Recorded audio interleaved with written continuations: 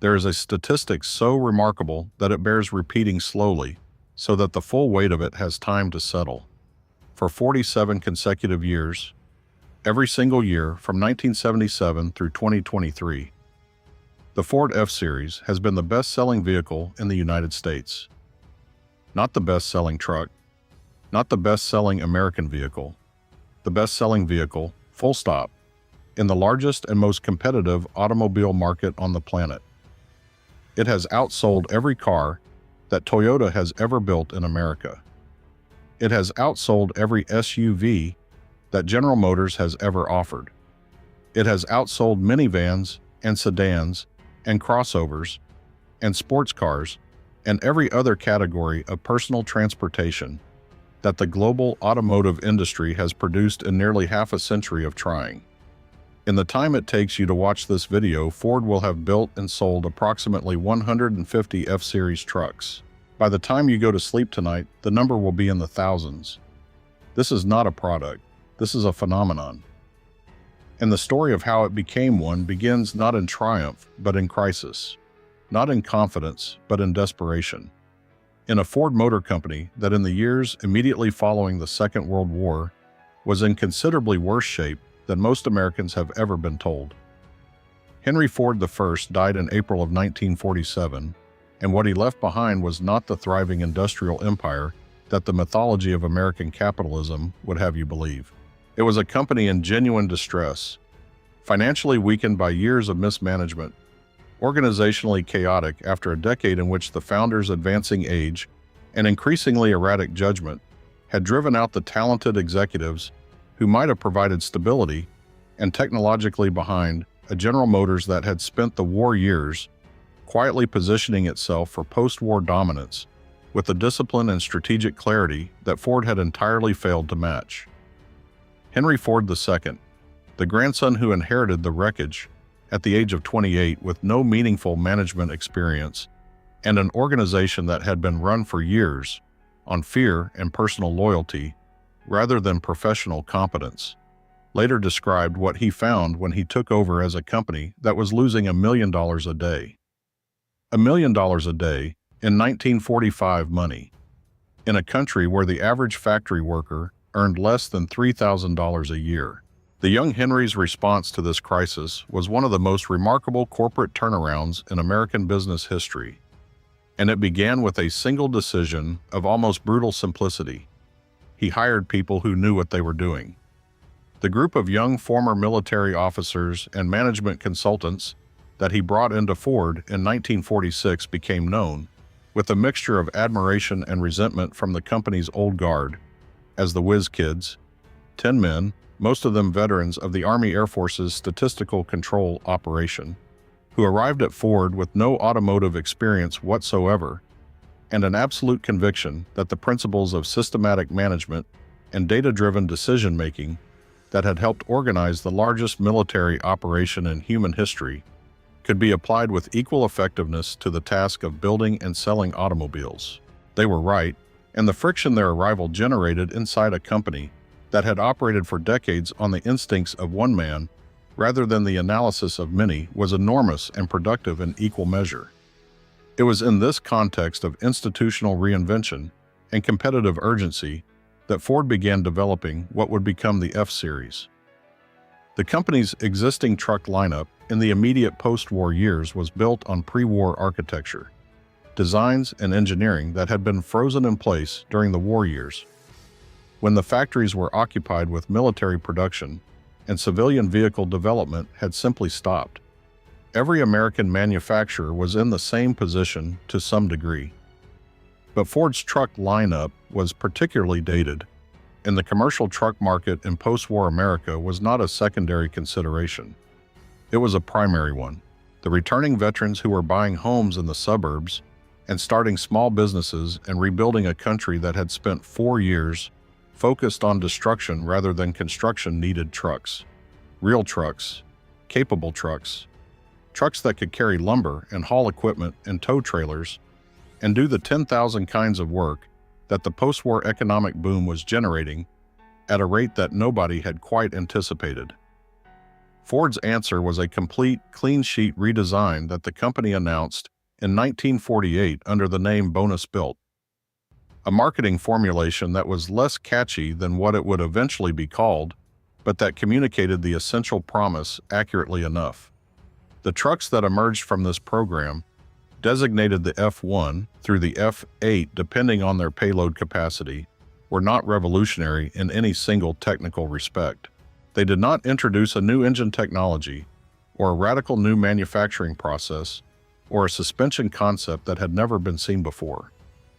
What they did, with a thoroughness that their predecessors had entirely failed to achieve, was treat the truck driver as a human being whose comfort, convenience, and dignity deserved the same engineering attention that had always been lavished on the car buyer. The cab was wider than anything Ford had previously offered, wide enough that 3 adults could sit across the bench seat without the person in the middle spending the entire journey with their knees pressed against the gear lever. The seating position was designed around the actual dimensions of actual working people, rather than around whatever happened to fit within the constraints of a platform designed for a different purpose. The controls were laid out with reference to how a driver actually used them over the course of a working day, rather than how an engineer in a design studio imagined that experience might feel. This sounds like a modest achievement. It was not. In 1948, the American truck buyer had been conditioned by decades of products that treated comfort as a luxury irrelevant to the working vehicle's purpose. You bought a truck to haul things, and if your back hurt after 8 hours behind the wheel, that was simply the cost of the work. Ford's Bonus Built program challenged that assumption directly, and the market responded with a clarity that the sales numbers made impossible to misread. In its first full model year, the new F-Series outsold every truck that Ford had previously produced. The buyers who had been waiting for someone to build a truck that respected their working lives found it, and they bought it in numbers that told Ford everything it needed to know about the decision it had made. The F1, which would eventually become the F100 and ultimately the F-150 that dominates American roads today, established in that first model year the fundamental formula that has remained essentially unchanged across 75 years and 14 distinct generations of the vehicle. A truck capable enough to satisfy the most demanding working requirements, comfortable enough to serve as a daily driver, and priced accessibly enough that the men and women who needed it most could actually afford to buy it. Everything that Ford has done to the F-Series in the decades since, every engine upgrade, every cab configuration addition, every technology integration, every luxury appointment that today makes the top trim levels of the F-150 feel more like a premium sedan than a work vehicle, has been a refinement of that original proposition rather than a departure from it.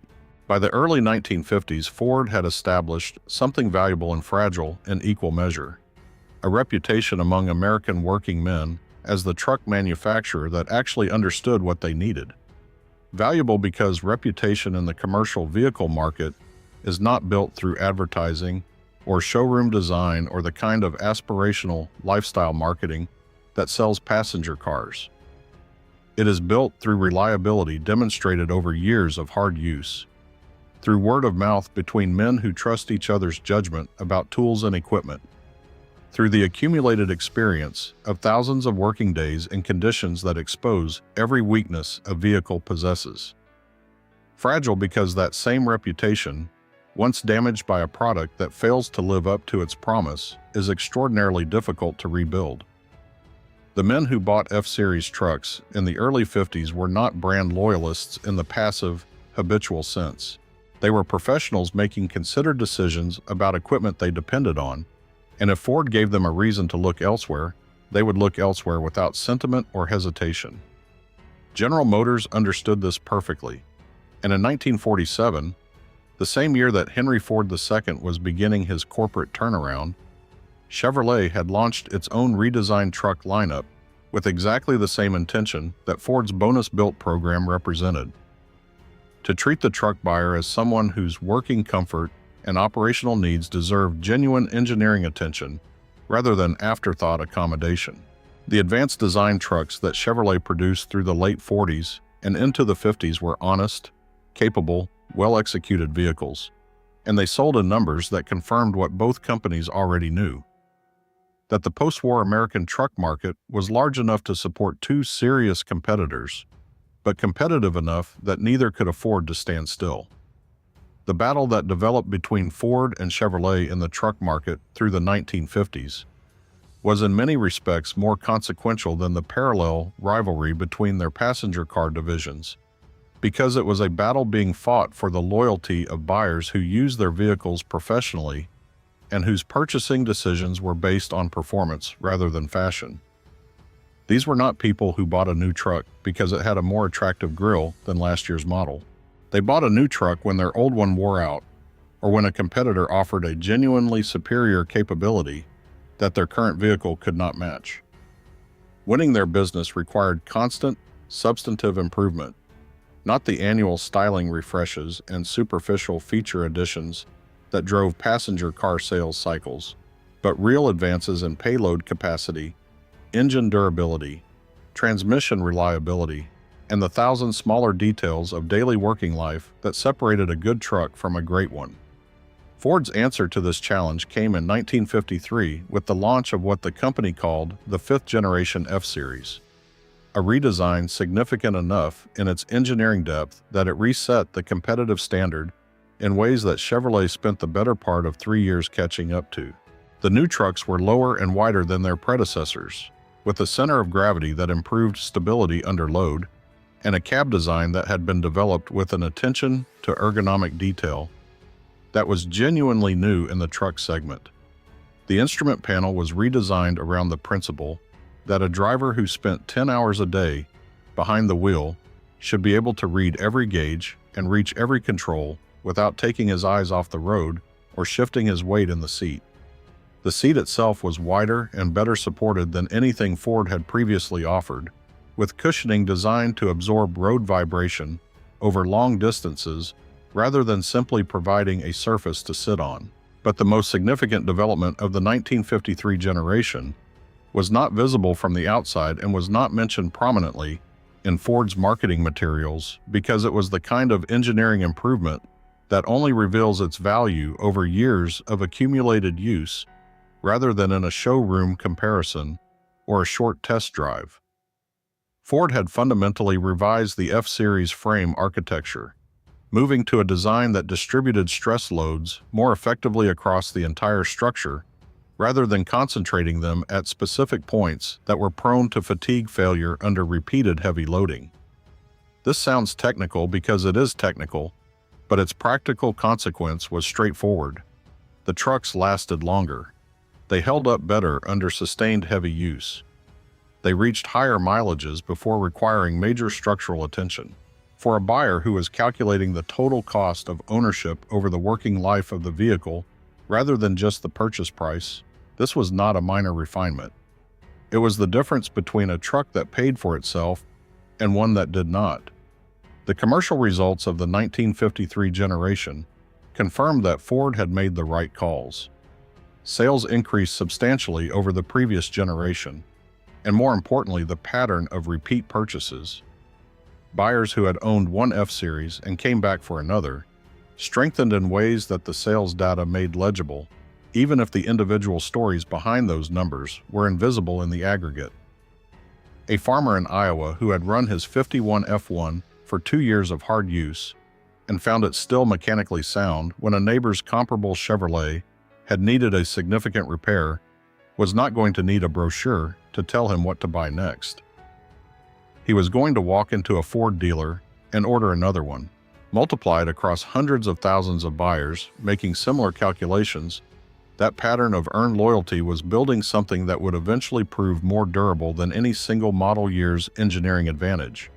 It was building the foundation of a brand identity so deeply embedded in American working life that competitors would spend the next 7 decades trying and failing to dislodge it. The 1956 model year brought another advance that deserves more credit than automotive history typically gives it: the introduction of a 12-volt electrical system across the F-Series lineup at a time when the American truck industry was still largely committed to the 6-volt systems that had been standard since the pre-war era. The shift sounds incremental. It was not. A 12-volt system delivered substantially more reliable cold weather starting, supported the increasing electrical loads that modern accessories and safety equipment were placing on vehicle electrical systems, and provided headlight illumination bright enough to make meaningful highway driving after dark a realistic proposition for the first time in a working truck. For buyers in northern states who needed their trucks to start dependably at temperatures well below freezing, and who drove long distances on unlit rural highways as a routine part of their working day. This was not a convenience feature. It was a capability that addressed a real limitation of the vehicles they had been living with. What Ford was doing through these years, truck generation by truck generation, was something that its competitors recognized and respected and found extremely difficult to replicate. It was listening, not in the focus group sense of assembling panels of consumers and asking them to react to concepts, but in the deeper, more patient sense of paying attention to what working people actually did with their trucks over years of real use, and then engineering specific, substantive responses to what that attention revealed. The F-Series did not become dominant by being revolutionary. It became dominant by being relentlessly, consistently, incrementally better at the things that actually mattered to the people who depended on it every day. Part 3. If you want to understand what Ford did to the F-Series in the mid-1970s, you first need to understand what the oil crisis of 1973 did to the American automobile industry as a whole. Because without that context, the decisions that nearly destroyed everything Ford had built over the previous 25 years look like simple corporate stupidity rather than what they actually were: a panicked response to an economic earthquake that nobody in Detroit had seen coming, and nobody had a tested playbook for surviving. When the Arab oil embargo hit in October of 1973 and gasoline prices doubled almost overnight, the immediate and overwhelming pressure on every American manufacturer was to shrink. Shrink the engines, shrink the vehicles, shrink the fuel consumption numbers by any means available, because the federal government was moving toward mandatory fuel economy standards with a speed and determination that left no room for the gradual, generational approach to engineering improvement that had always been Detroit's preferred pace of change. For a passenger car manufacturer, this pressure was painful but manageable. You could downsize a sedan, reduce its engine displacement, add fuel injection instead of a carburetor, and produce a vehicle that was lighter and more efficient without fundamentally compromising what it was supposed to do, which was carry people from one place to another in reasonable comfort. For a truck manufacturer, the calculation was entirely different and considerably more dangerous, because the thing that made a truck valuable, its ability to carry heavy loads, tow substantial trailers, and perform sustained hard work in demanding conditions, was directly and unavoidably connected to the size and power of its powertrain. You could not make an F-Series meaningfully more fuel efficient without making it meaningfully less capable, and making it less capable meant betraying the working buyers whose trust Ford had spent 25 years earning one reliable truck at a time. Ford's management in the mid-70s resolved this contradiction in the worst possible way, by trying to pretend it did not exist.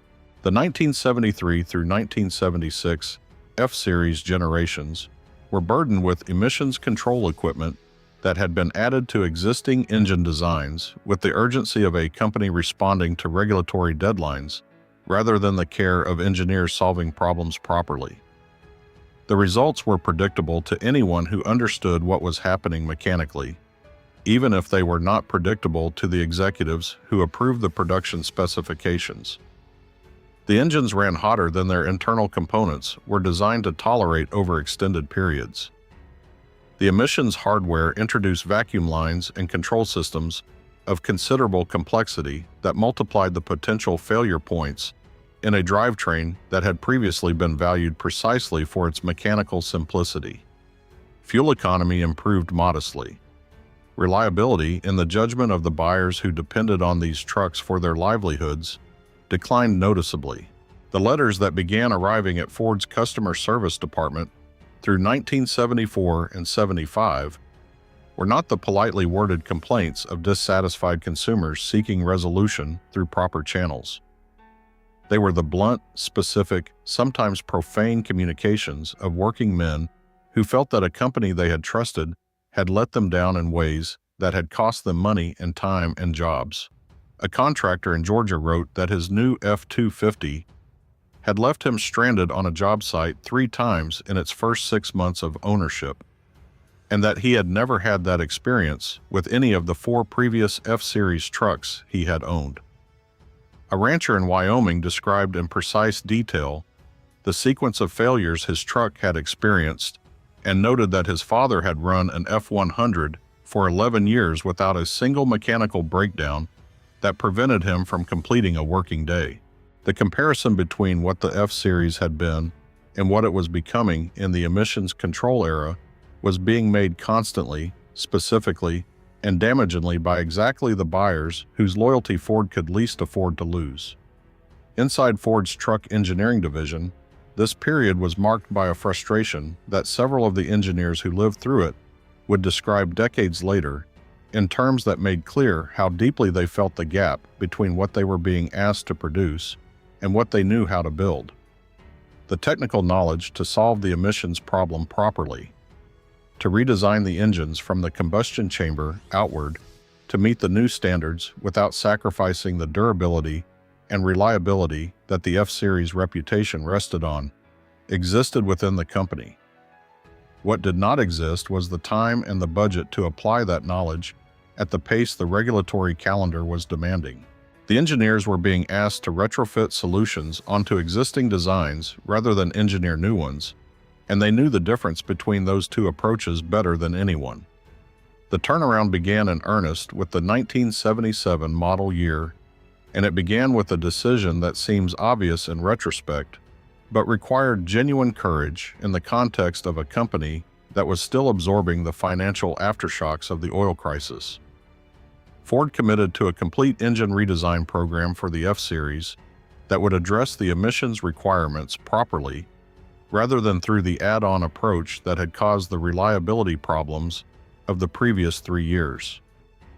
The new 351 modified V8 and the revised 400 cubic inch unit that followed it were not existing engines with emissions equipment bolted on. They were engines designed from the outset to meet the new standards, while maintaining the thermal management and mechanical durability that the truck's working buyers required. The development took longer and cost more than the stopgap approach would have. It produced trucks that worked the way F-Series trucks were supposed to work. The 1977 generation did something else that proved, in ways nobody fully anticipated at the time, to be one of the most commercially significant decisions in the truck's history. Ford's marketing team, reading the demographic data on who was actually buying F-Series trucks and how they were actually using them, had identified a trend that the engineering and product planning departments had not yet fully absorbed. The F-Series buyer of the mid-1970s was not exclusively the farmer, the contractor, the rancher, the tradesman who had defined the truck's customer base since 1948. Increasingly, he was also a suburban homeowner who wanted the truck's capability and presence without necessarily having a professional requirement for its payload capacity. He was a man who towed a boat on weekends and carried lumber for home improvement projects and wanted a vehicle that expressed something about his identity as well as serving his practical needs. He was, in the language of market research, a lifestyle buyer. And lifestyle buyers, unlike professional buyers, were willing to pay for comfort, for features, for refinement, for the kind of interior appointments that the Spartan working truck had never offered because its original buyers would have considered them an irrelevant extravagance. Ford's response was the XLT trim level, a version of the F-Series fitted with a level of interior comfort and exterior finish that would have seemed almost absurd applied to a work truck a decade earlier. Carpeted floors, wood grain instrument panel trim, high-back bucket seats with proper lateral support, a sound system worth listening to, Chrome exterior details that caught the light in a parking lot the way a passenger car's did. The XLT did not compromise the truck's working capability in any meaningful way. The frame was the same. The powertrain was the same. The payload and towing ratings were the same. But it surrounded all of that capability in an environment that told the buyer he did not have to choose between a truck that could do serious work and a vehicle he could be proud to drive to a restaurant on a Saturday night.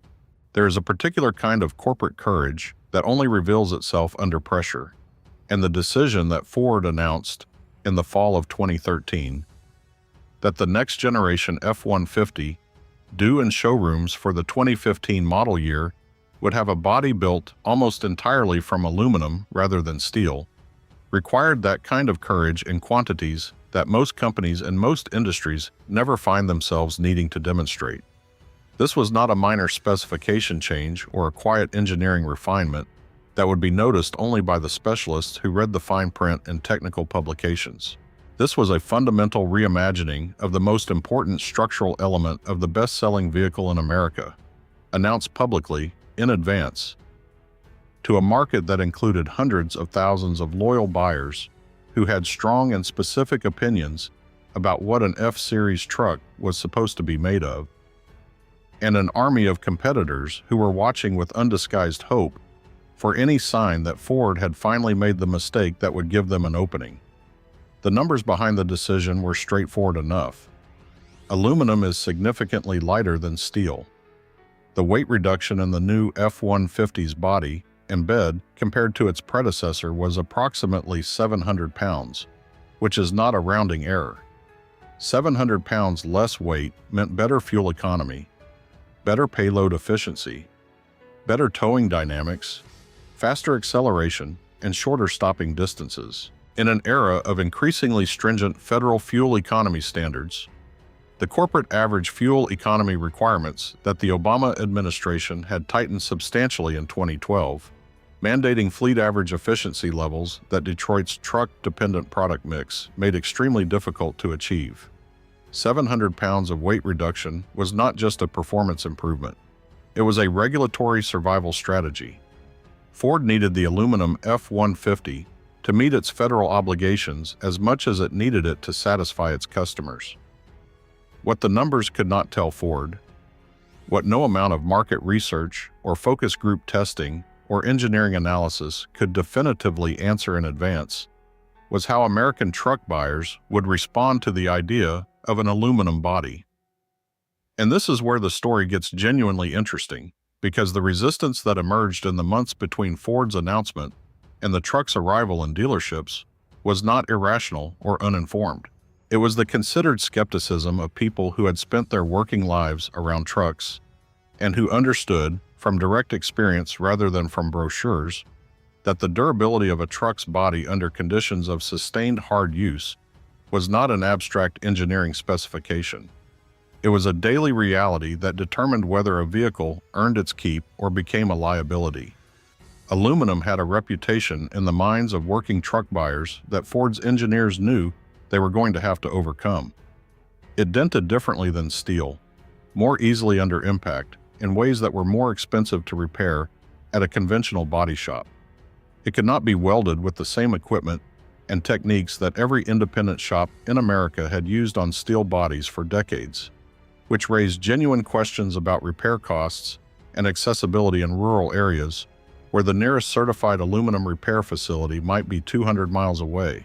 And it was, in the minds of men who associated steel with strength and aluminum with soda cans, psychologically difficult to accept as the appropriate material for a vehicle that was going to be asked to carry tons of gravel and drag tree stumps out of frozen ground on a January morning in Minnesota. General Motors, watching Ford's announcement with the gleeful attention of a competitor presented with an unexpected gift, moved immediately to exploit the uncertainty. Chevrolet and GMC, advertising in the period leading up to the F-150's launch, was not subtle about the message it was sending to truck buyers. Here are our trucks, made of steel, the material that working men have trusted for generations. And here's what happens when you drop a cinder block on an aluminum bed versus a steel one. The comparison demonstrations that appeared in dealer showrooms and in online videos were effective precisely because they addressed the specific concern that Ford's own research had identified as the central obstacle to buyer acceptance. Steel dented less dramatically than aluminum under impact. The visual evidence was real. The question of whether that visual evidence reflected meaningful real-world performance differences under actual working conditions was considerably more complicated. But complicated arguments do not win showroom battles against simple demonstrations. Ford's response to this pressure was to do something that the company had not always been willing to do at critical moments in its history. It trusted its engineering. The internal testing data that Ford's truck team had accumulated over years of aluminum body development was extensive, and it was unambiguous. The military-grade aluminum alloys used in the new F-150's body were not the soft, easily deformed materials that the Chevrolet demonstrations implied. They were high-strength alloys developed for aerospace and defense applications, significantly harder and more dent-resistant than the mild steel they replaced. The repair accessibility concern was real, and Ford addressed it directly, investing in a national network of certified aluminum repair facilities and developing training programs for independent shops that wanted to work on the new truck. The welding equipment issue was met with a comprehensive dealer certification program that ensured every Ford dealership in the country had the tools and trained technicians to handle aluminum body repairs before the first new truck reached a customer. The market delivered its verdict with a speed and clarity that should have settled the argument permanently. The 2015 F-150 outsold every truck Chevrolet and GMC produced in that model year. It outsold every truck Ram produced. It outsold every truck in America with such commanding margin that the only honest response from the competition was silence, because the alternative was to explain publicly why American truck buyers had chosen an aluminum-bodied Ford over their steel-bodied alternatives in numbers that made the demonstration videos and the showroom comparisons irrelevant. The buyers who had been most skeptical, the professional contractors, the ranchers, the tradesmen who put the most miles and the most stress on their equipment, came back after a year of ownership with assessments that Ford's own marketing could not have scripted better. The truck worked. It worked harder and lasted longer and cost less to run than what it had replaced. And that was the only argument that had ever mattered to the people who mattered most. The story of the Ford F-Series, across 75 years, is ultimately a story about what happens when a company decides to take ordinary people seriously. Not the wealthy buyer, not the enthusiast, not the person who will be photographed with the vehicle for a magazine advertisement. The farmer who needs to get to the back pasture before the weather turns. The contractor who loads his truck at 5 in the morning, 6 days a week, and needs it to start every single time without negotiation. The family in a small town, 3 hours from the nearest city, who cannot afford to have their truck in a repair shop for a week because their truck is how they get to work. Ford built the F-Series for those people, generation after generation, with a consistency of purpose that is genuinely rare in an industry prone to chasing trends and second-guessing itself at the first sign of competitive pressure. 47 consecutive years at the top of the American sales charts is not luck. It is not clever marketing, though the marketing has often been clever. It is not the result of any single technological breakthrough or any inspired product decision, though there have been both. It is the accumulated result of thousands of individual engineering decisions made by people who understood that the men and women buying these trucks were not making aspirational lifestyle choices. They were making practical judgments about tools they were going to depend on, and they deserved to have those judgments rewarded with products that did exactly what they promised, every day, for as long as it took to earn the price that was paid for them. America did not fall in love with the F-Series because Ford told it to. America fell in love with the F-Series because the F-Series earned it. And in an industry built on promises, that distinction is everything. If this story gave you a new appreciation for the truck that built America, hit that like button, Leave a comment telling us which generation of F-Series you have owned or wish you had, and subscribe to Iron and Asphalt. The stories of American automotive greatness run deeper than any single vehicle, and we are going to keep digging until we have told every last one of them.